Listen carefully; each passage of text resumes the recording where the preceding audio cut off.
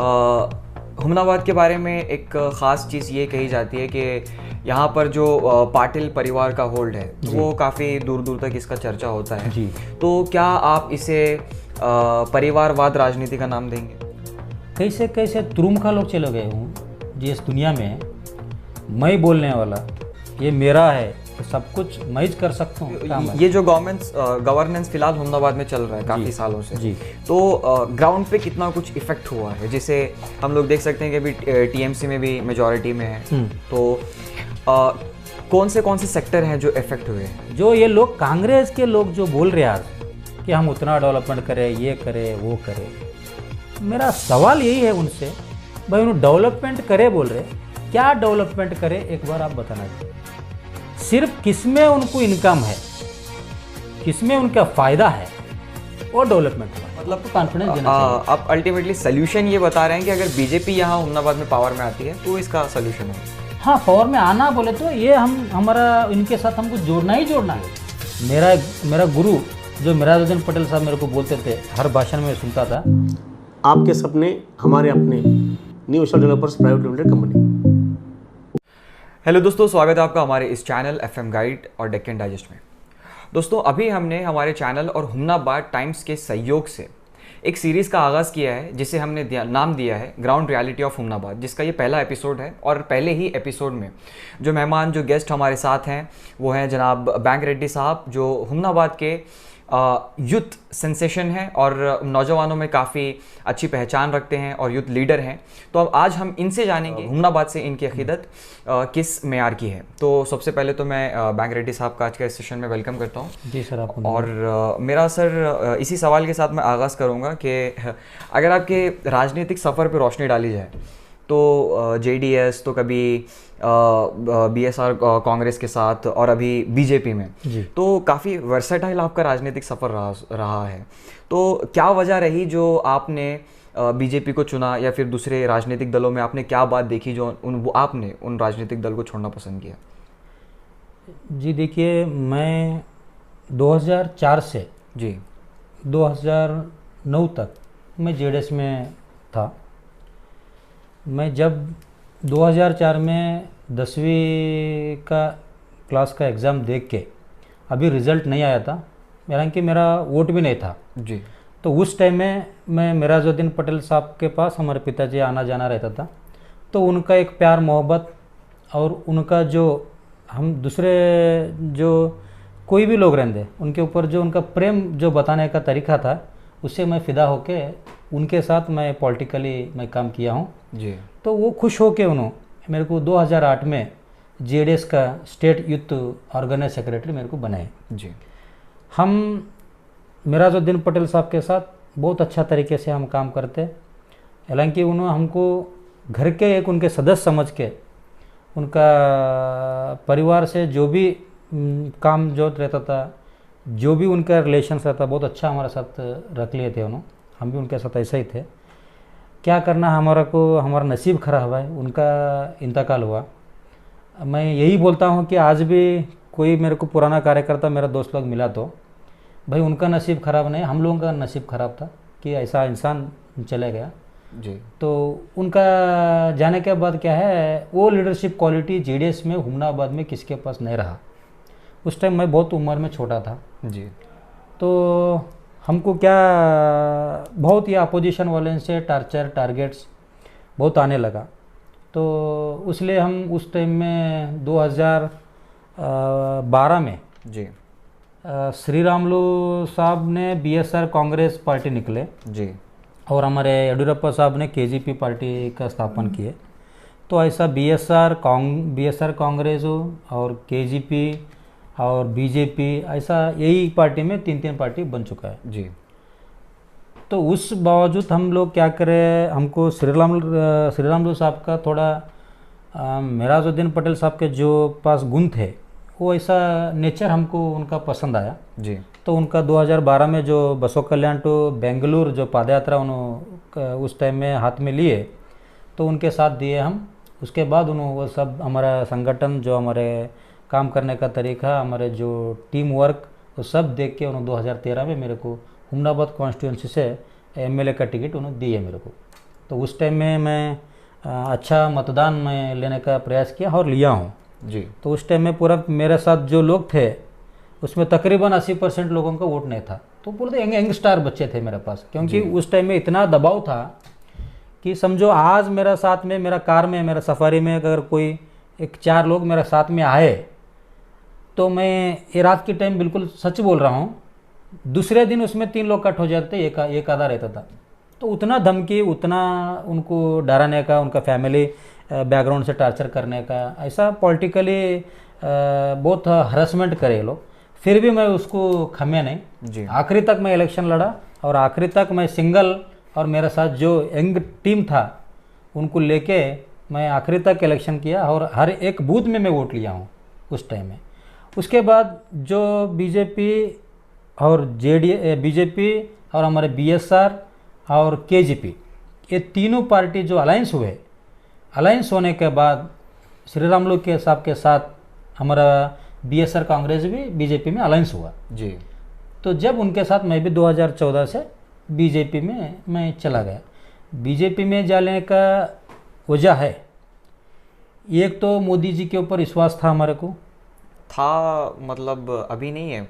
अभी भी है। और अभी कैसा नहीं रहा? अकॉर्डिंग टू कॉन्टेक्स्ट वो ऐसा लग रहा है कि कुछ उस टाइम का बात बोल रहा हूँ। अच्छा, उस टाइम का बात बोल रहा हूँ। उस टाइम का जो बात है ना, मोदी जी के ऊपर विश्वास था बोलकर ही मैं उनके पास, उनके साथ में हम चले गए। और जो हमारे लीडर जो हम माने थे श्री रामुलु साहब, तो वो लीडरशिप के साथ हम भी उनके सपोर्टिंग से और बीजेपी में चले गए। और दूसरी बात रही कि मेरे साथ जो यंग टीम था जी, उनका भी अपेक्षा वही था कि आप बीजेपी चले जाओ।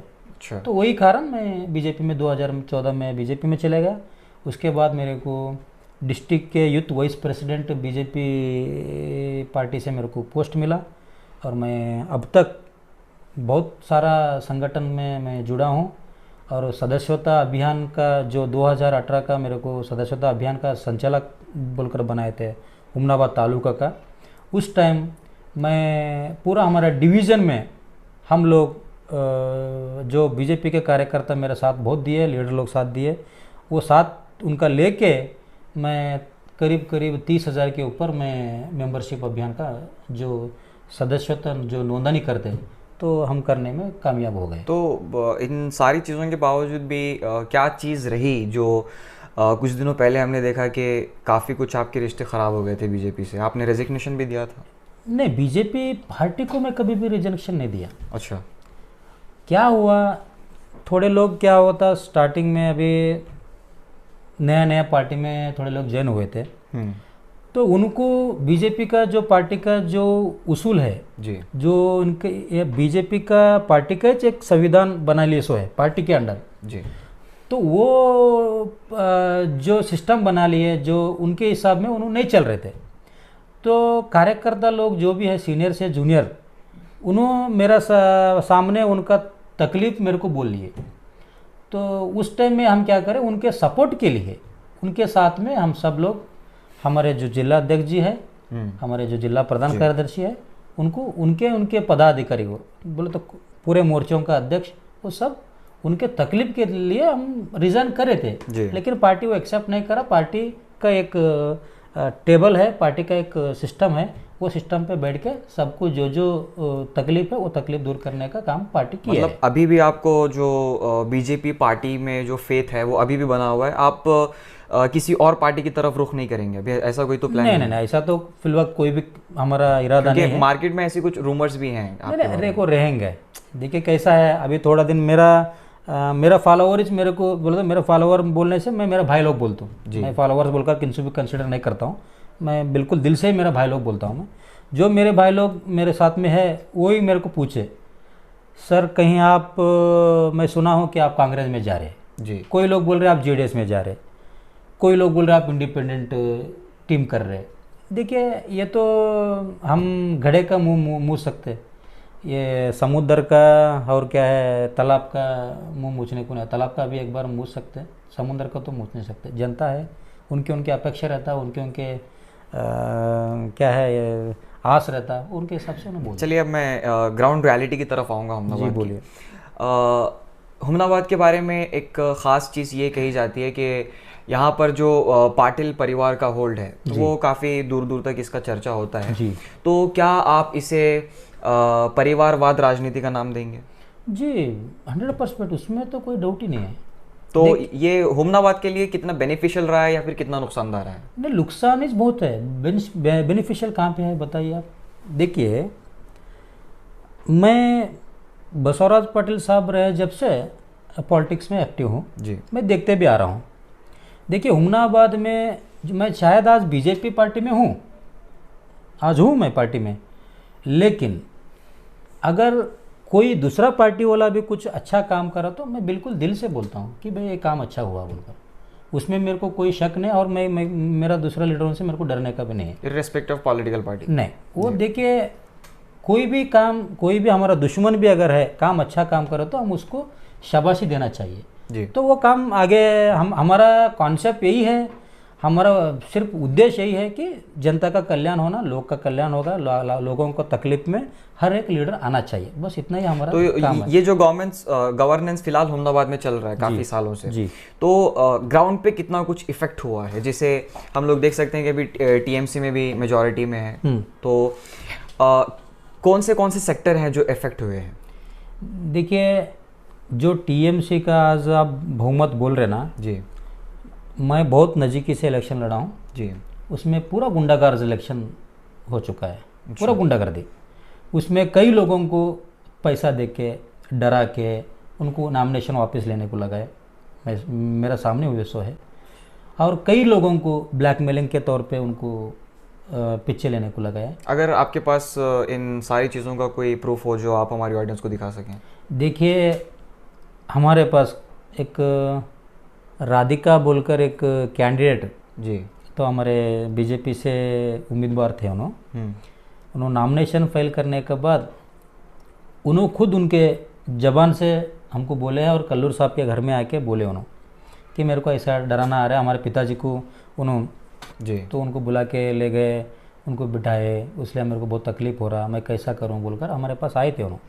हम बहुत उनको बोलने का कोशिश करें, उनको समझाने की कोशिश करें, लेकिन उन्होंने क्या है एक आधा घंटा 1 घंटे के बाद हमारे पास के उठ के, जब सिद्धू पाटिल साहब हमारे ये पूरे टीम उनके साथ ही थे ना जी, तो उस टाइम का बात है ये, तो उन्होंने सब एक टाइप बिहार के पॉलिटिक्स के जैसा उनको बुला के जाके जो क्या हुआ उनको मालूम कि पैसा का डील हो गया है, क्या डरा है, धमका है, जो हो गए उनको वापस लेने लगे, ऐसा बहुत सारे हो गए।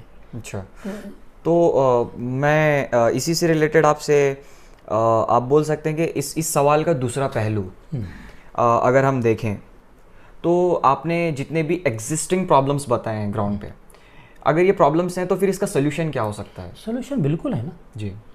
देखिए, आप भी देख रहे हैं, हम भी देख रहे हैं, हम भी पढ़ाई कर रहे हैं, आप भी पढ़ रहे जी। कैसे कैसे तुरुमखा लोग चले गए हूँ जिस दुनिया में मैं बोलने वाला, ये मेरा है, ये सब कुछ मैं ही कर सकता हूँ बोलने वाले कैसे कैसे लोग चले गए। अगर मेरा भी कुछ घमंड रहेगा, मैं भी कुछ दूसरों का तकलीफ दूंगा तो मैं भी एक दिन मैं जाने वाला हूँ। तो मैं जो देख रहा हूँ, देखिए ऐसा हिटलर जो दुनिया पे कामयाब हासिल करने के लायक आदमी, ऐसा आदमी चलेगा। मेरा गुरु जो मिराजुद्दीन पटेल साहब मेरे को बोलते थे, हर भाषण में सुनता था, उन्हें एक ही बोलते थे कि जात कोई भी नहीं है, जात सिर्फ 2 है, जात सिर्फ 2 है, एक अच्छे लोगों का, एक बुरे लोगों का। ये तो आप एक थियोरेटिकल वे में बात कर रहे हैं कि ऐसा हो सकता है, बड़े बड़े तुर्रम खां चले जाएंगे। प्रैक्टिकल वे में इसका क्या सोल्यूशन हो सकता है? देखिए सर, देखिए हमारा पास, मैं क्लियरली आपको बोलता हूँ जी, बीजेपी को क्या हो रहा, चंद कम्युनिटी के लोग, जनता बोल सकते हैं, जनता सपोर्टिंग करने को कहीं किधर तो डर रहे हैं। तो आप स्पेसिफिकली कहीं आप मुस्लिम्स की तो बात नहीं कर रहे हैं? मैं इस पर बिल्कुल बोलता हूँ। देखिए, जो हकीकत है मैं बिल्कुल बोलना चाहता हूँ, उसमें कोई डरने का बात ही नहीं है। जो हकीकत है मैं बिल्कुल बोलना चाहता हूँ। आज मुसलमान कास्ट बीजेपी के साथ नहीं है जी, और अपना एससी कास्ट में राइट और लेफ्ट दोनों बीजेपी के साथ मैंने हुमनाबाद की हत्या में बोल रहा हूँ। आप ये ऑथेंटिकेटेड बात बोल रहे हैं, क्योंकि बिल्कुल बोल रहा हो सकता है कि काफी लोगों को इससे नाराजगी देखिए सर, मैं बोलता हूँ, देखिए जी जो 100% वोटिंग है उसमें हम कहीं 5-10% हम ले सकते हैं, जी। लेकिन उससे पार्टी कभी भी आगे नहीं आएगा, उसमें संगठन नहीं बढ़ेगा। अच्छा, मतलब आप बता रहे हैं कि कुछ हैं, कुछ हैं। हमारा पार्टी में माइनॉरिटी मुसलमान कास्ट के भी कार्यकर्ता है, एससी राइट और लेफ्ट के भी कार्यकर्ता है, और जो एसटी जो अपना गोंड समाज आता एसटी में, तो गोंड समाज भी में भी चंद लोग कार्यकर्ता है जी। लेकिन मेरा ये कहना है कि हमारे जो संगठन के लीडर्स हैं हमारे, उनसे मेरा गुजारिश, मैं बहुत बार बोल चुका हूं उनको, हम लोग जब तक हमारे से दूर रहे सो लोगों को जुड़ते नहीं, उनके तकलीफ में हम नहीं जाते, उनको अपना बोलकर नहीं मानते, तो तब तक हमारे संगठन को उन्होंने नहीं आ सकते। अच्छा, मतलब तो आप अल्टीमेटली आप ये बोलना चाह रहे हैं कि वो पर्टिकुलर कम्युनिटी से बीजेपी ने दूरी बनाई रखी है, इसीलिए सब चीजें हो रही हैं। बीजेपी ने दूरी नहीं बनाई कि हमारा पास चंद लीडर लोग जो है जी, उन्होंने कोशिश नहीं कर रहे भाई, उनको कोशिश नहीं कर रहे, उनको बुलाने का प्रयास नहीं कर रहे, और उनको उनका दिल जीतने का कोशिश नहीं कर तो रहे। अभी मैंने जिस तरह से आपसे सोल्यूशन के ताल्लुक से बात की जी, तो आप ये बता रहे हैं कि बीजेपी को अगर यहाँ पर एम्पावर होना है तो इररेस्पेक्टिव ऑफ कम्युनिटीज उन्हें जनता का दिल जीतना होगा। जी 100%। यही सोल्यूशन है देखिए, हाँ, मेरा कहना एक ही है जी हुमनाबाद में अगर बीजेपी को जीतना है, जी, बीजेपी का संगठन हम बनाना है, तो पहली फर्स्ट जो माइक्रो कास्ट के जो हम बोलते, माइक्रो कास्ट के जो लोग बोलते, जो जनता बोलते, समझो उसमें ये पूरे में जो चारों कास्ट के वो बोला, वो चारों कास्ट के लोग, इनके साथ हम रिश्ता रख लेना चाहिए, उनके दुख में हमको जाना चाहिए, उनको हम आपके हैं, हम दूसरे नहीं है, बिल्कुल आपके घर के सदस्य जैसे, उनको मतलब कॉन्फिडेंस देना चाहिए। आप अल्टीमेटली सोल्यूशन ये बता रहे हैं कि अगर बीजेपी यहाँ हुमनाबाद में पावर में आती है तो इसका सोल्यूशन होगा। हाँ, पावर में आना बोले तो ये हमारा इनके साथ हमको जोड़ना ही जोड़ना है। अच्छा जी, तो एट द एंड मैं काफ़ी अच्छा लगा आपसे बात करके जी। मैं चाहूँगा कि जितने भी हुमनाबाद के व्यूअर्स अभी आपको सुन रहे हैं, तो आप उन्हें क्या मैसेज देना चाहेंगे? देखिए, उनको मैं मैसेज एक ही देना चाहता हूँ जी। आजकल सब लोगों के पास मोबाइल है जी, इंटरनेट है, सबके पास डेली के अपडेट्स आते रहते हैं, तो आप जागो, समझो कि हुमनाबाद के सियासत में अब तक जो डेवलपमेंट हुआ, जब से बसवराज पाटिल साहब एमएलए थे तब से अब तक क्या डेवलपमेंट हुआ, मेरे को यहाँ तक कि मैं सुना हूँ ये उस टाइम में जो बसवराज पाटिल साहब हमारे हुमनाबाद के एमएलए थे, हमारे मिनिस्टर थे, उस टाइम में हमारे को एमआरएफ टायर का कंपनी का अपॉर्चुनिटी हुमनाबाद के लिए आया था बोलकर मैं सुना, और हमारे महिंद्रा एंड महिंद्रा कंपनी उसका भी अपॉर्चुनिटी हुमनाबाद के लिए आया था बोलकर मैं सुना हूँ। मेरा सवाल इनसे एक ही है, भाई आप तो जो आदमी जिंदा है उनके बारे में हम बात करना चाहिए, अब उनका तो पाप देहांत हो गए, उन्होंने भगवान के पास चले गए, हर एक को एक दिन जाना ही है, लेकिन जो ये लोग कांग्रेस के लोग जो बोल रहे आज कि हम उतना डेवलपमेंट करें, ये करें, वो करें, मेरा सवाल यही है उनसे, हमारे जनता से मेरा सवाल है, भाई उन्हें डेवलपमेंट करे बोल रहे, क्या डेवलपमेंट करे एक बार आप बताना। सिर्फ किसमें उनको इनकम है, किसमें उनका फ़ायदा है, वो डेवलपमेंट हुआ है। आज जो भी रोड का काम चल रहा, जो भी डेवलपमेंट का काम चल रहा, हर इसमें उनका कहीं तो कहीं या डायरेक्ट या इनडायरेक्ट उनका हस्तक्षेप है, उन्होंने उसमें जा रहे। अगर कोई दूसरा अगर उनके फैमिली वाले छोड़ के दूसरा अगर टेंडर लिए तो उनके ऊपर कई बार मैं देखा हूँ उनका बिल्स का प्रॉब्लम हुआ, उनका क्वालिटी टेस्टों का प्रॉब्लम हुआ, कई ऑफिसर्स भी क्या है यहाँ प्रॉब्लम है, वो सब हम देखे हैं। लेकिन क्या हो रहा, कहीं तो एक तरफ कुछ कमी दिख रहा है।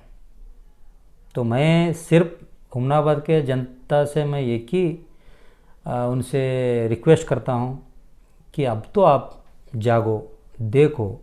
डेवलपमेंट बोले तो सिर्फ रोड या पानी या खाली क्या है नाली, यही डेवलपमेंट नहीं होता। डेवलपमेंट हमारे जो जनता है उनको मेंटली डेवलपमेंट हम करना चाहिए कि हर एक आदमी, हर एक वोटर अपना उनका खुद का जीवन उनके खुद के पैर के ऊपर उनका जिंदगी क्या है गुजारने के जैसा उनको ताकतदार हम बनाना चाहिए। खाली क्या है हर कोई देखिए एजुकेशन जो कर रहा, एजुकेशन करे सो वाला हर कोई क्या है कोई कंपनी का मालक नहीं हो रहा।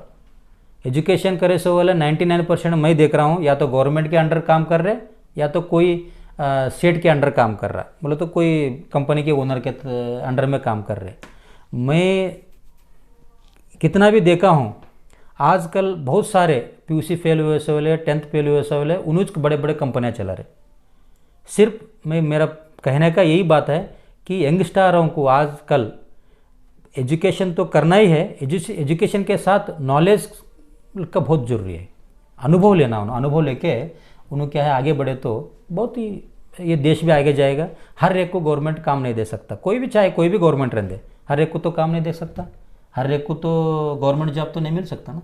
तो वो हिसाब से हर एक को अपने अपने पैर पर उनके उनके हुनर, उनके उनके अनुभव के ऊपर उनको काम लेना चाहिए। जी चलिए, बहुत बहुत शुक्रिया बैंक रेड्डी साहब। तो ये पहला एपिसोड था और हम कोशिश कर रहे हैं कि हुमनाबाद की जो ग्राउंड रियलिटी है उसे आप सबके सामने ला सकें, क्योंकि ये हमारा पड़ोसी तालुका है, तो ये हमारा भी फरीज़ा बनता है कि यहाँ के हालात हम जनता के सामने रखें। तो आपके वैल्यूएबल कमेंट्स हमारे लिए बहुत ज़रूरी हैं। तो नीचे आप अपना फीडबैक, अपने तासुरात ज़रूर रखें कि आप इस सीरीज़ में और क्या कुछ चाहते हैं, और आप ये भी चाहते हैं कि नहीं कि हम इस सीरीज़ को कंटिन्यू रखें या नहीं रखें। तो आपको ये फर्स्ट एपिसोड कैसा लगा और सेकंड एपिसोड में आप किसे देखना चाहते हैं वो भी ज़रूर बताएं। और आप इसे ज़्यादा से ज़्यादा शेयर कीजिए ताकि लोगों को हकीकत का पता चल सके। और इसी के साथ आपसे फिर मुलाकात होगी अगले एपिसोड में एक और गेस्ट के साथ।